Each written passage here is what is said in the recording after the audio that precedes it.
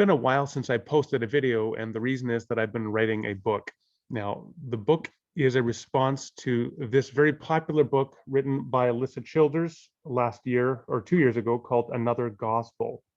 And in her book, she provides a critique of what she calls progressive Christianity. So the subtitle of her book is A Lifelong Christian Seeks Truth in Response to Progressive Christianity. Note the binary there, which is a major theme in my critique, is that it's either truth or it's progressive.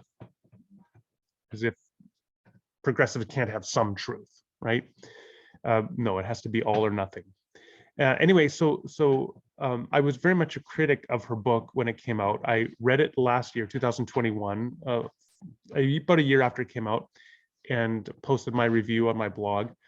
But I've kept criticizing it because the book keeps becoming more and more popular.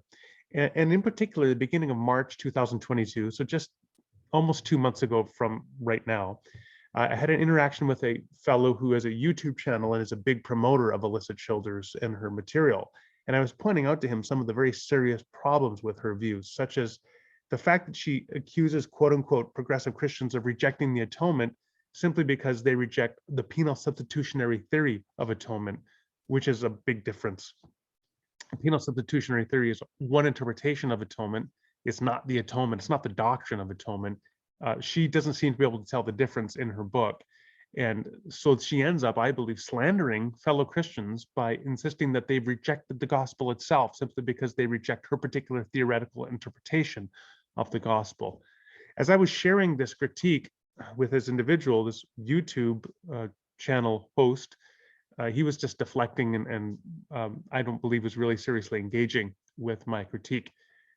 So then it said to me, you know, I really need to take this on more seriously. And so I spent the month of March writing a book that is a response to Alisa Childers, and this is the book. It has just come out.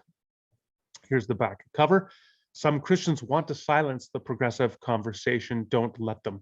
Now that may sound a little sensationalist to you, but frankly, I think that this is what is often going on, is that when people begin to ask questions and raise doubts, which is really much part of whatever progressive Christianity is at the end of the day, it is certainly about challenging received assumptions, beginning to ask questions and being motivated by doubts, and frankly, the pursuit of truth.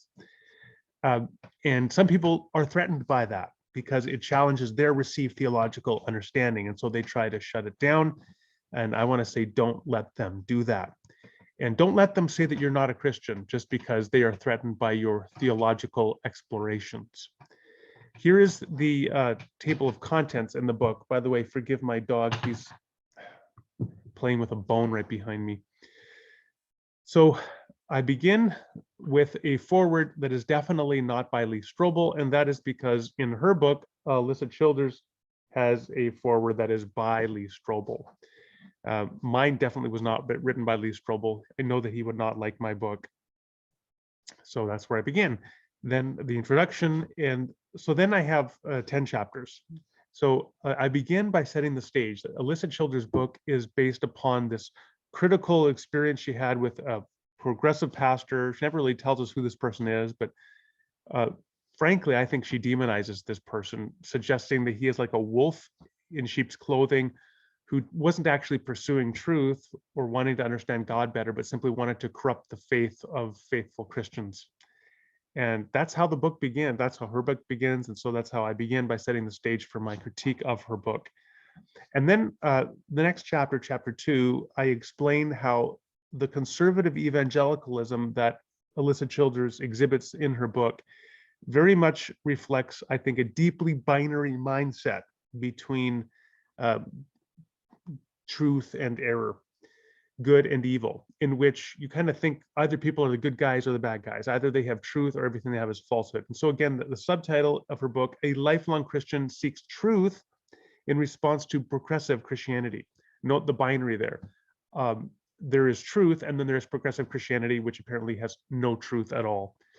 Rather than recognize that every movement, every position, every person has a mixture of truth and error, and you have to use your discernment in order to find out where the truth is. But life is often simpler if you have a simple binary where you can say, no, they are in error. We don't have to listen to them. And that is a binary mindset is deeply harmful if you really want to seek truth in all its nuance and complexity. Chapter 3, Progressive Christianity is not a new religion. Alisa Childers claims it is. She claims it is a new religion. And she name drops all these people like Peter Enns and Rob Bell and Brian McLaren and Brian Zond and Rachel Held Evans and John Pavlovitz, William Paul Young, and the list goes on and on. Tony Jones. These are all people that she says they're, by implication, they're progressives, and so they're not Christians. And what they preach is a completely different gospel. Richard Rohr, there's another one. These are extraordinary, incendiary claims, and I debunk them in chapter 3. Chapter 4, humility about knowledge is not relativism about truth. Now, in this chapter, I point out how Alisa Childers accuses progressive Christians of being relativists and not caring about truth, when in fact what they are doing is exhibiting their very care for truth by showing epistemic humility, a recognition of their own fallibility and limitations in grasping at truth. And in fact, that recognition of your own fallibility is really one of the key first steps in the pursuit of truth. So far from showing a lack of interest in truth, these people that show this kind of humility about their own grasp of truth are showing seriousness about the pursuit of truth. Chapter 5, doubt is not separate from disbelief. Now that title is admittedly a little bit hard to understand. The point I'm making in that chapter is that there's nothing wrong in principle with having doubt. And in fact, all doubt is on a continuum between certainty that something is true and certainty that it is false. And so along that continuum, we all find ourselves with various degrees of doubt and questioning. And so you cannot stigmatize one person along this continuum by saying, well, they're in sinful rebellion against God because they don't accept what I hold to be true. You actually have to listen to people and learn to accept why they have doubts or why they are in unbelief. Chapter 6, progressive Christians are not Gnostics or Marcionites. What I'm dealing with there is to point out that that Alisa Childers accuses progressive Christians of being Gnostics and of being Marcionites. And in fact, those are just absolutely spurious charges. And I carefully deconstruct them. And I show how that kind of language of throwing out these half-baked theological accusations does nothing more than poison the well, so that people can say, oh, we don't have to listen to this individual because, well, they're a Gnostic or they're a Marcionite. Now, ironically, I also point out that there is a Gnostic element evident in Childers' own theology, which is very ironic. Chapter 7, biblical inspiration does not extend to interpretations. Might seem obvious, but people so often forget that their interpretation of the Bible is not the inspired revelation of the Bible itself. The next chapter, the atonement is not penal substitution. I've already talked about that. And then chapter 9, final judgment is not eternal conscious torment.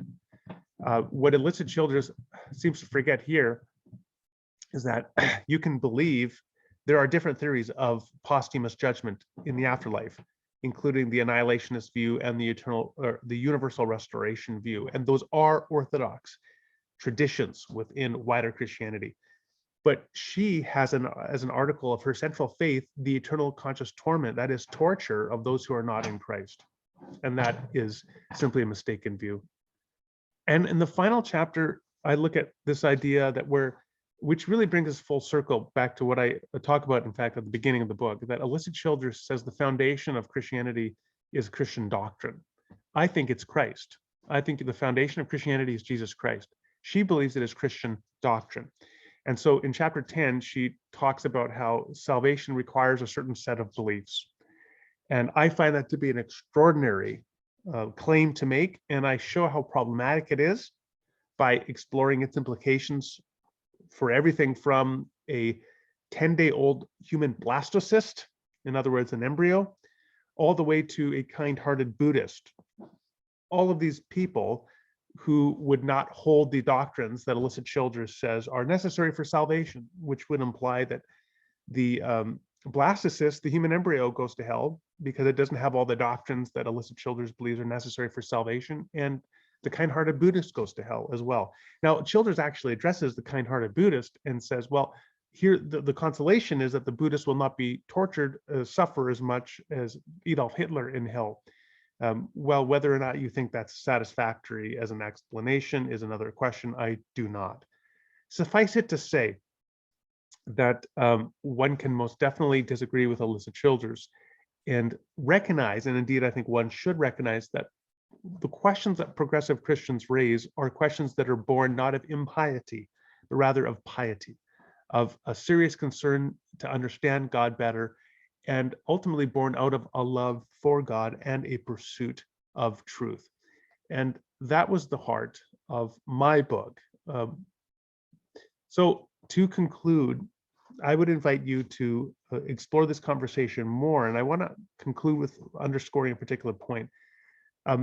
My book is definitely relevant. Progressive Christians Love Jesus Too is definitely relevant if you are familiar with Alisa Childers and her book, if you've heard people endorsing it, or if you yourself find yourself compelled by it. I would definitely recommend you get my rebuttal.